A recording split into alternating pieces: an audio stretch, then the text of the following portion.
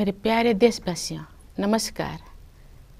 76वें स्वाधीनता दिवस की पूर्व संध्या पर देश विदेश में रहने वाले सभी भारतीयों को मैं हार्दिक बधाई देती हूँ। इस गौरवपूर्ण अवसर पर आपको संबोधित करते हुए मुझे बहुत खुशी हो रही है। एक स्वाधीन देश के रूप में भारत 75 साल पूरे कर रहा है। 14 अगस्त के दिन को विभाजन विभीषिका स्मृति दिवस के रूप में मनाया जा रहा है। इस स्मृति दिवस को मनाने का उद्देश्य सामाजिक सद्भाव, मानव सशक्तिकरण और एकता को बढ़ावा देना है। 15 अगस्त 1947 के दिन हमने औपनिवेशिक शासन की बेड़ियों को काट दिया था।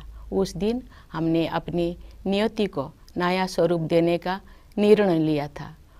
उस शुभ दिवस की वर्षगांठ मनाते हुए हम लोग सभी स्वाधीनता सेनानियों को सादर नमन करते हैं। उन्होंने अपना सर्वस्व बलिदान कर दिया ताकि हम सब एक स्वाधीन भारत में सांस ले सके।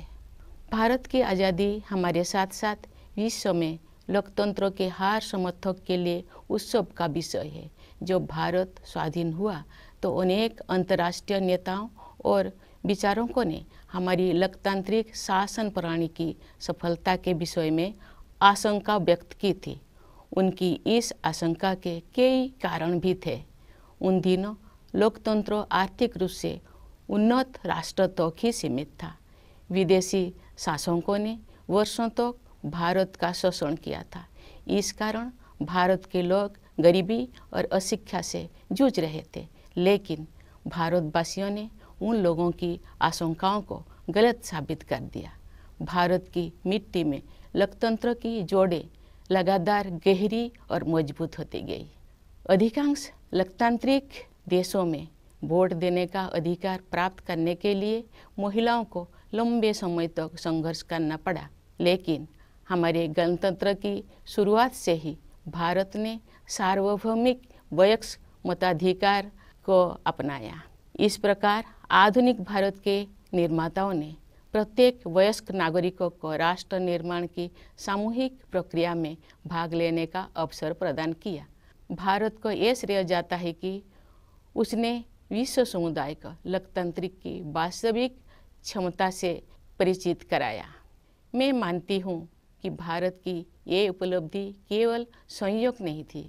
सभ्यता के आरंभ में ही भारत भूमि के संतों और महात्माओं ने सभी प्राणियों की समता व एकता पर आधारित जीवन दृष्टि विकसित कर ली थी। महात्मा गांधी जैसे महानायक के नेतृत्व में हुई स्वाधीनता संग्राम के दौरान हमारे प्राचीन जीवन मूल्यों को आधुनिक युग में फिर से स्थापित किया गया। इसी कारण से हमारे लोकतंत्र में भारतीयता के तत्व दिखाई देते हैं। गांधी जी सत्ता के विकेंद्रीकरण और जनसाधारण को अधिकार संपन्न बनाने के पक्षधर थे। पिछले 75 सप्ताह से हमारे देश में स्वाधीनता संग्राम के महान आदर्शों का स्मरण किया जा रहा है। आज़ादी का अमृत महोत्सव मार्च 2021 में दांडी यात्रा की स्मृति को फिर से जीवंत रूप देकर शुरू किया गया है। उस युगांतरकारी आंदोलन में हमारे संघर्ष को विश्व पटल पर स्थापित किया था। उसे सम्मान देकर हमारे इस महोत्सव की शुरुआत की गई। ये महोत्सव भारत की जनता को समर्पित है। देशवासियों द्वारा हासिल की गई सफलता के आधार पर आत्मनिर्भर भारत के निर्माण का संकल्प भी इस उत्सव का हिस्सा है। हर आयु वर्ग के नागरिक पूरे देश में आयोजित इस महोत्सव के कार्यक्रम में उत्साहपूर्वक भाग ले रहे हैं। ये भव्य महोत्सव अब हर घर तिरंगा अभियान के साथ आगे बढ़ रहा है। आज देश के कोने कोने में हमारा तिरंगा शान से लहरा रहा है। स्वाधीनता आंदोलन के आदर्शों के प्रति इतने व्यापक स्तर पर लोगों में जागरूकता को देखकर हमारे स्वाधीनता सेनानी अवश्य प्रफुल्लित हुए होते। हमारा गौरवशाली स्वाधीनता संग्राम इस विशाल भारत भूमि में बहादुरी के साथ संचालित होता रहा। अनेक महान स्वाधीनता सेनानियों ने वीरता के उदाहरण प्रस्तुत किए और राष्ट्र जागरण की मशाल अगली पीढ़ी को सौंपे। अनेक वीर योद्धाओं तथा उनके संघर्षों, विशेषकर किसानों और आदिवासी समुदाय के वीरों का योगदान एक लंबे समय तक सामूहिक स्मृति से बाहर रहा। पिछले वर्ष से हर 15 नवंबर को जनजातीय गौरव दिवस के रूप में मनाने का सरकार का निर्णय स्वागत योग्य है। हमारे जनजातीय महानायक केवल स्थानीय या क्षेत्रीय प्रतीक नहीं है, बल्कि ये पूरे देश के लिए प्रेरणा का स्रोत है। प्यारे देशवासियों, एक राष्ट्र के लिए, विशेष रूप से भारत जैसे प्राचीन देश के लंबे इतिहास में 75 वर्ष का समय बहुत छोटा प्रतीत होता है, लेकिन व्यक्तिगत स्तर पर एक कालखंड एक जीवन यात्रा जैसा है। हमारे वरिष्ठ नागरिकों ने अपने जीवन काल में अद्भुत परिवर्तन देखे हैं। ये गवाह है कि कैसे आज़ादी के बाद सभी पीढ़ियों ने कड़ी मेहनत की, विशाल चुनौतियों का सामना किया और स्वयं अपने भाग्य विधाता बने। इस दौर में हमने जो कुछ सीखा है वो सब उपयोगी साबित होगा, क्योंकि हम राष्ट्र की यात्रा में एक ऐतिहासिक पड़ाव की ओर आगे बढ़ रहे हैं। हम सब 2047 में स्वाधीनता के शताब्दी उत्सव तक की 25 वर्षों की अवधि यानी भारत के अमृत काल में प्रवेश कर रहे हैं। हमारा संकल्प है कि वर्ष 2047 तक हम अपने स्वाधीनता सेनानियों के सपनों को पूरी तरह साकार कर लेंगे। इसी कालखंड में हम बाबा साहेब भीमराव अंबेडकर के नेतृत्व में संविधान का निर्माण करने वाला विभूतियों के विजन को साकार कर चुके होंगे। एक आत्मनिर्भर भारत के निर्माण में हम पहले से ही तत्पर हैं। वो एक ऐसा भारत होगा जो अपनी संभावनाओं को साकार कर चुका होगा। दुनिया ने हाल के वर्षों में एक नए भारत को उभरते हुए देखा है। खासकर कोविड-19 के प्रकोप के बाद इस महामारी का सामना हमने जिस तरह किया है उसकी सर्वत्र सराहना की गई है। हमने देश में ही निर्मित वैक्सीन के साथ मानव इतिहास का सबसे बड़ा टीकाकरण अभियान शुरू किया। पिछले महीने हमने 200 करोड़ वैक्सीन कवरेज का आंकड़ा पार कर दिया है। इस महामारी का सामना करने में हमारी उपलब्धियां विश्व के अनेक विकसित देशों से अधिक रही है। इस प्रशंसनीय उपलब्धि के लिए हम अपने वैज्ञानिकों, डॉक्टरों, नर्सों, पैरामेडिक्स और टीकाकरण से जुड़े कर्मचारियों के आभार हैं। इस आपदा में कोरोना योद्धाओं द्वारा किया गया योगदान विशेष रूप से प्रशंसनीय है। कोरोना महामारी ने पूरे विश्व में मानव जीवन और अर्थव्यवस्थाओं पर कठोर प्रहार किया है।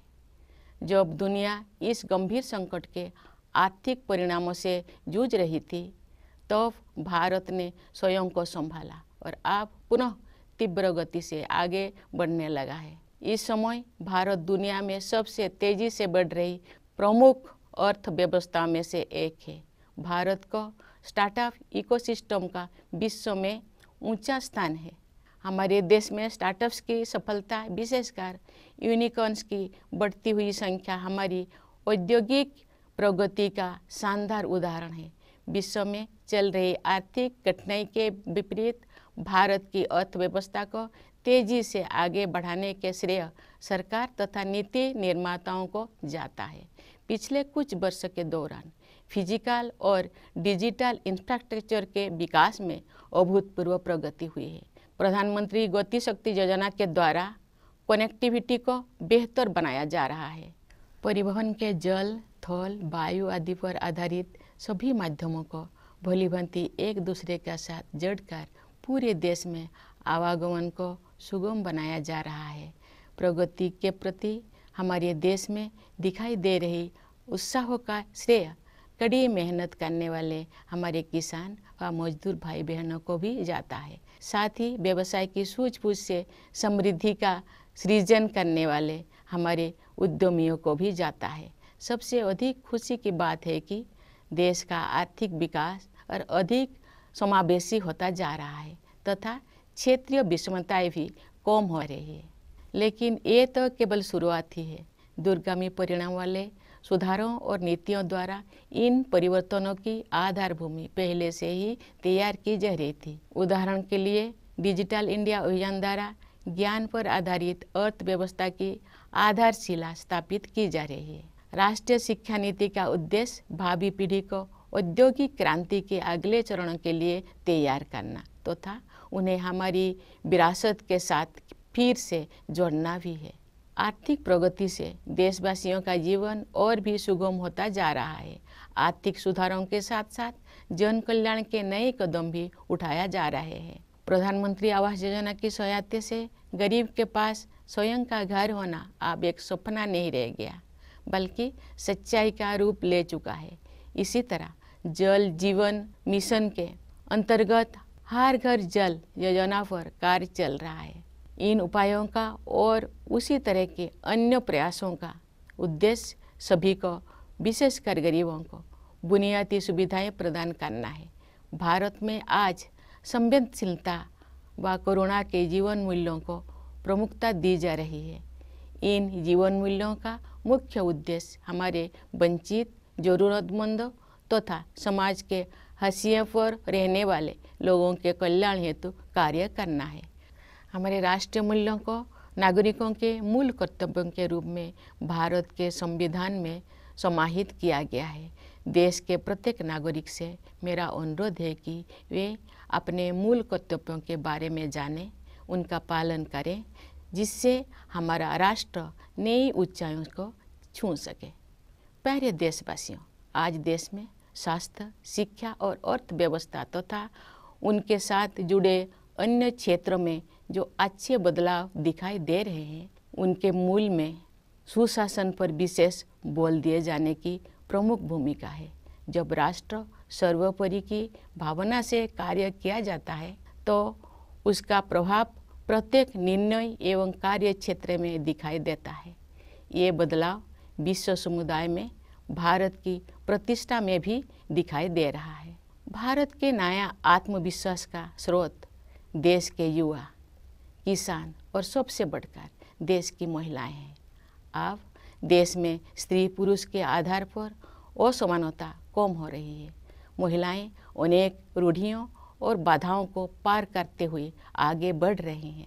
सामाजिक और राजनीतिक प्रक्रियाओं में उनकी बढ़ती भागीदारी निर्णायक साबित होगी।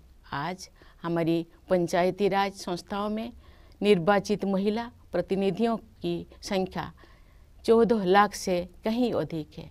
हमारे देश की बहुत सी उम्मीदें हमारी बेटियों पर टिकी हुई है। समुचित अवसर मिलने पर वह शानदार सफलता हासिल कर सकती है। अनेक बेटियों ने हाल ही में संपन्न हुए राष्ट्रमंडल खेलों में देश का गौरव बढ़ाया है। हमारे खिलाड़ी अन्य अंतर्राष्ट्रीय प्रतियोगिताओं में भी देश को गौरवान्वित कर रहे हैं। हमारे बहुत से विजेता समाज के वंचित वर्गों में से आते हैं। हमारी बेटियां फाइटर पायलट से लेकर स्पेस साइंटिस्ट होने तक हर क्षेत्र में अपना परचम लहरा रहे हैं। प्यारे देशवासियों, जब हम स्वाधीनता दिवस मनाते हैं तो वास्तव में हम अपनी भारतीयता का उत्सव मनाते हैं। हमारा भारत अनेक विविधताओं से भरा देश है, परंतु इस विविधता के साथ ही हम सभी में कुछ ना कुछ ऐसा है जो एक समान है। यही समानता हम सभी देशवासियों को एक सूत्र में पिरोती है तथा एक भारत श्रेष्ठ भारत की भावना के साथ आगे बढ़ने के लिए प्रेरित करती है। भारत अपने पहाड़ों, नदियों, झीलों और वनों तथा उन क्षेत्रों में रहने वाले जीव जंतुओं के कारण भी अत्यंत आकर्षक है। आज जब हमारे पर्यावरण के सम्मुख नई नई चुनौतियां आ रही है, तब हमें भारत की सुंदरता से जुड़ी हर चीज़ का दृढ़तापूर्वक संरक्षण करना चाहिए। जल, मिट्टी और जैविक विविधता का संरक्षण हमारी भावी पीढ़ियों के प्रति हमारा कर्तव्य है। प्रकृति की देखभाल माँ की तरह करना हमारी भारतीय संस्कृति का अभिन्न अंग रहा है। हम भारतवासी अपनी पारंपरिक जीवन शैली से पूरी दुनिया का सही राह दिखा सकते हैं। योग एवं आयुर्वेद विश्व समुदाय को भारत का अमूल्य उपहार है, जिसकी लोकप्रियता पूरी दुनिया में निरंतर बढ़ रही है। प्यारे देशवासियों, हमारे पास जो कुछ भी है वो हमारी मातृभूमि का दिया हुआ है। इसलिए हमें अपने देश की सुरक्षा, प्रगति और समृद्धि के लिए अपना सब कुछ अर्पण कर देने का संकल्प लेना चाहिए। हमारे अस्तित्व की सार्थकता एक महान भारत के निर्माण में ही दिखाई देगी। कन्नड़ भाषा के माध्यम से भारतीय साहित्य को समृद्ध करने वाले महान राष्ट्रवादी कवि कुवेंपु ने कहा है, नानु अड़िए नीनु अड़िए नम्मा एलुबुगोड़ मेले मूडुबुदु नव भारत दलीले। अर्थात मैं नहीं रहूँगा, नहीं रहेंगे तुम, परंतु हमारी अस्थियों पर उदित होगी नई भारत की महागाथा। उस राष्ट्रवादी कवि का स्पष्ट आह्वान है कि मातृभूमि तथा देशवासियों के उत्थान के लिए सर्वस्व बलिदान करना हमारी आदर्श होना चाहिए। इन आदर्शों को अपनाने के लिए मैं अपने देश के युवाओं से विशेष अनुरोध करती हूँ। वे युवा ही 2047 के भारत का निर्माण करेंगे। अपना संबोधन समाप्त करने से पहले मैं भारत के सशस्त्र बलों, विदेशों में स्थित भारतीय मिशनों और अपनी मातृभूमि को गौरवान्वित करने वाले प्रवासी भारतीयों को स्वाधीनता दिवस की बधाई देती हूँ। मैं सभी देशवासियों के सुखद और मंगलमय जीवन के लिए शुभकामनाएं व्यक्त करती हूँ। धन्यवाद। जय Hind.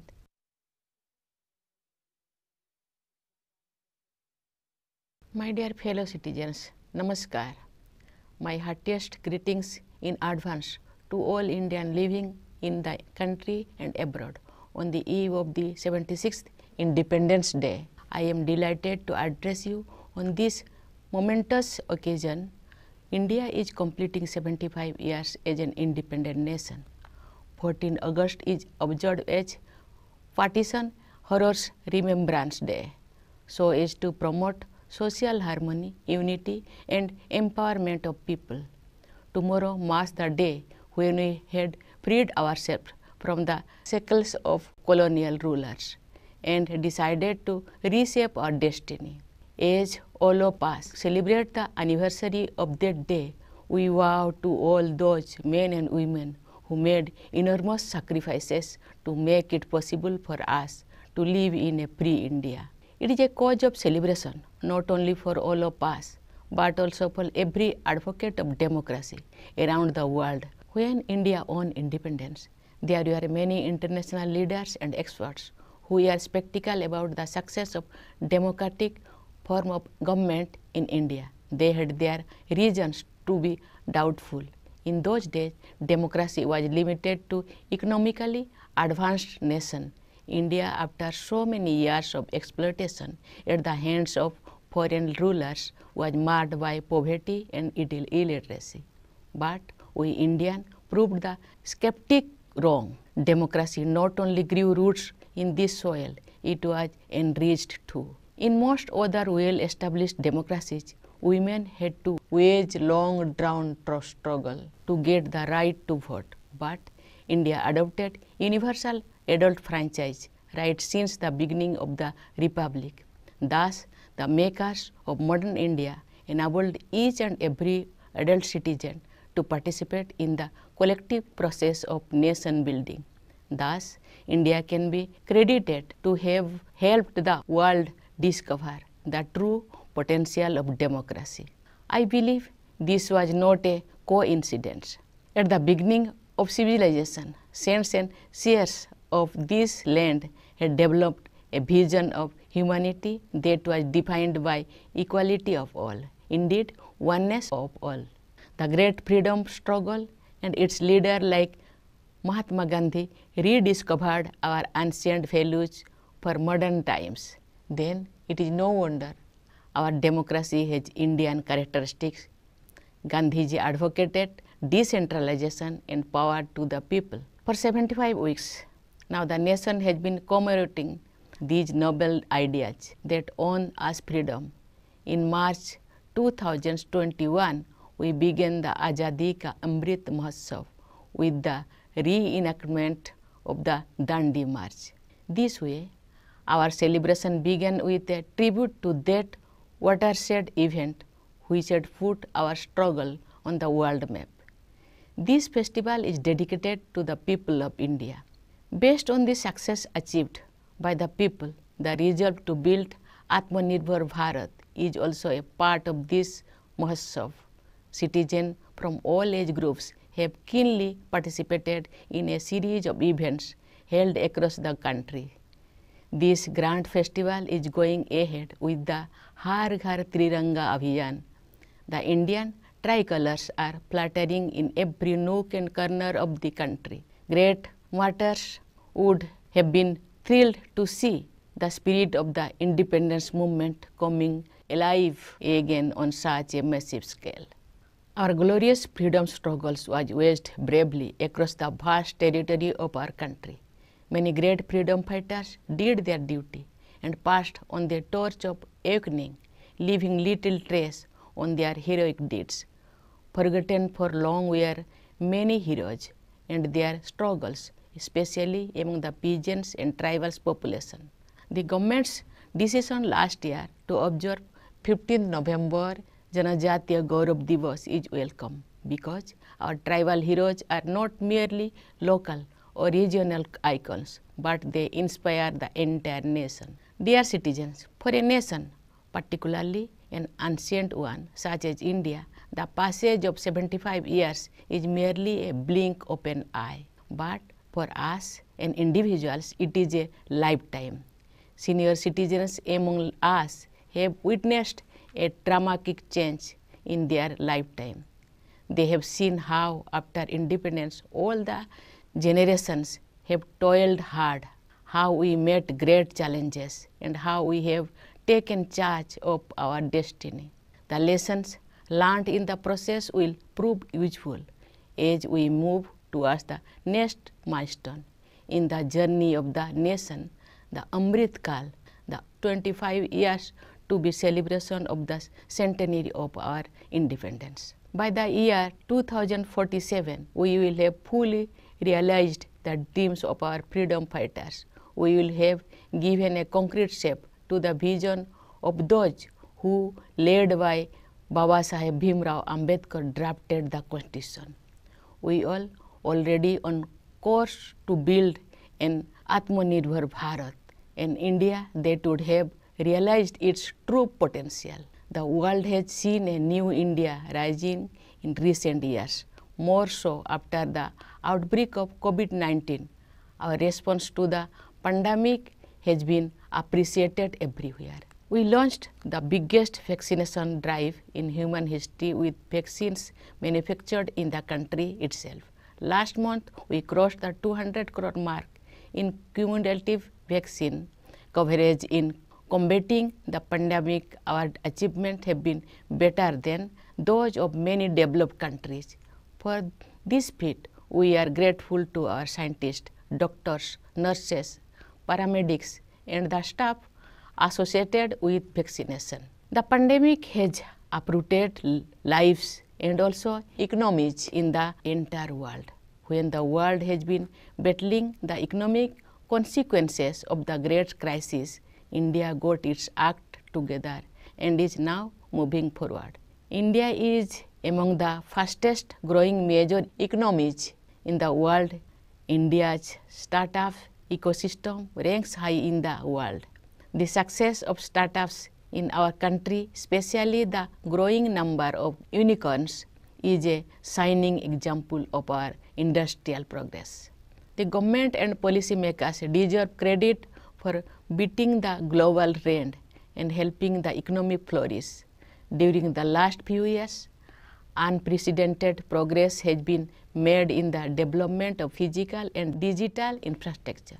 Through the Pradhan Mantri Gati Shakti Yojana, all the modes of connectivity based on water, land, air, etc. are being integrated in the whole country to enable seamless transportation across the country. For the vibrancy of growth visible in our country, credit must also be given to workers and farmers whose hard work has made it possible, and entrepreneurs whose business acumen has created wealth. What is all the more heartening is that the growth is becoming more inclusive and regional disparities too are reducing. But this is only the beginning. A series of economic reforms and policy initiatives have been preparing the ground for a long term. Digital India, for example, is creating the bedrock of a knowledge economy. The national education policy is aimed at preparing the future generation for the next stage of industrial revolution while also reconnecting it with our heritage. Economic success is leading to an ease in living too. Economic reform are rightly accompanied by innovative welfare initiatives. A home of one's own is no longer a dream for the poor, but a reality for more and more people, thanks to the Pradhan Mantri Awas Yojana. Similarly, under the Jal Jeevan Mission, tap water connection is being provided to every household since the launch of the Har Ghar Jal scheme.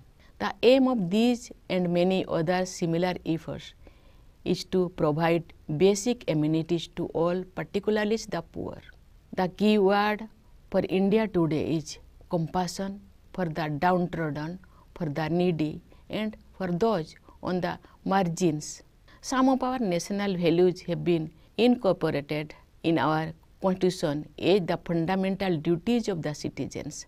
I appeal to every citizen to know about their fundamental duties and follow them in letter and spirit so that our nation reaches new heights. Dear citizens, at the core of the transformation we have been witnessing in healthcare, education, economy, as well as a number of related areas is the stress on good governance. When work is done with the spirit of nation first, it is bound to reflect in every decision and every sector. This is also reflected in India's standing in the world. India's newfound confidence stems from the spirit of its youth, its farmers, and above all, its women. Gender inequalities are reducing, and women are moving ahead, breaking many glass ceilings. Their increasing participation in social and political processes will prove decisive. At the grassroots level, we have more than 14 lakh elected women representatives in Panchayat Raj institutions. Our daughters are the biggest hope for the nation. Some of them brought laurels for the country in the recent held Commonwealth Games. Of course, India's sportspersons have been making the country proud by their performance in international competitions. A large number of our winners come from underprivileged segments of society. From becoming fighter pilots to space scientists, our daughters are scaling great heights. Dear citizens, in celebrating Independence Day, we are celebrating our Bharatiyata. Our country is full of diversity, but at the same time, we all have something in common. It is this common thread which binds all of us together and inspire us to work together with the spirit of Ek Bharat Shrestha Bharat. India is a very beautiful country, also because of its mountains, rivers, lakes, and forests, and the animals and birds that live in such landscape. When the environment is facing new challenges, we must remain determined to preserve all that makes India beautiful. Conserving water, soil, and biodiversity is our duty towards our children. Caring for Mother Nature has been part and parcel of Indian culture. With our traditional lifestyle, we Indians can show the way to the rest of the world. Yoga and Ayurveda are India's invaluable gift to the world. Their popularity is on the rise all over the globe. Dear fellow citizens, our beloved country has given us everything we have in our life. We should pledge to give everything we can for the sake of safety, security, progress, and prosperity of our country. Our existence will become meaningful only in building a glorious India. The great nationalist poet Kuvempu, who enriched Indian literature through Kannada language, had written, Nannu Odive, Ninnu Odive, Nomma Eduvegal Mele, Mudubudu, Novo Bharote de Lille, which means, I will pass, so will you, but on our bones will arise the great tale of a new India. This is a clarion call of the nationalist poet for making total sacrifice for the motherland and upliftment of fellow citizens. To follow these ideals is my special appeals to the youth of the country who are going to build the India of 2047. Before I conclude, I would like to extend Independence Day greetings to the armed forces, to the members of Indian missions abroad, and to the Indian diaspora who continue to make their motherland proud. My best wishes to all of you. Thank you. Jai Hind.